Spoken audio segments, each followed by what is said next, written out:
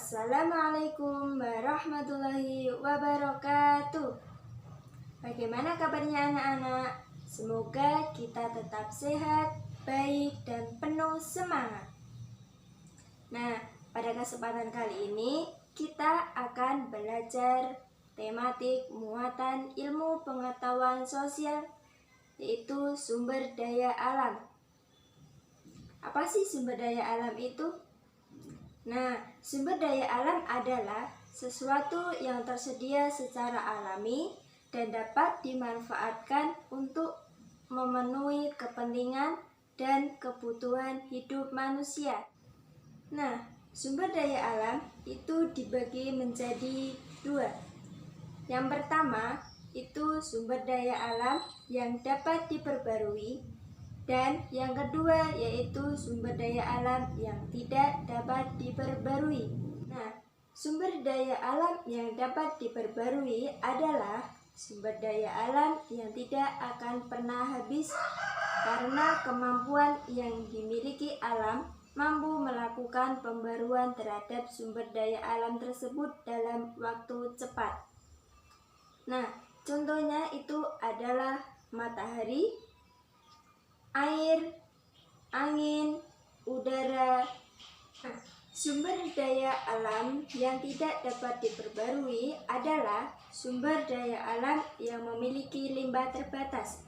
Hal ini dikarenakan proses pembentukan membutuhkan waktu yang sangat lama. Nah, contoh dari sumber alam yang tidak dapat diperbarui yaitu batu bara, minyak bumi, gas alam, emas, dan besi. Salah satu sumber daya alam yang tidak dapat diperbarui tadi adalah batu bara. Nah, batu bara merupakan bahan bakar fosil yang termasuk dalam kategori batuan sedimen. Proses pembentukan batu bara membutuhkan waktu yang sangat lama, sampai berjuta-juta tahun. Nah, batu bara terbentuk dari sisa-sisa tumbuhan purba yang kemudian mengendap selama berjuta-juta tahun dan mengalami proses pembentukan batu bara.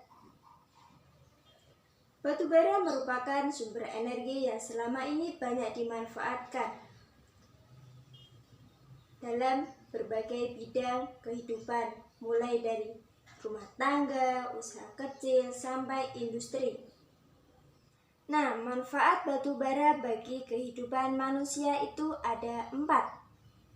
Nah, yang pertama yaitu menghasilkan bahan metanol.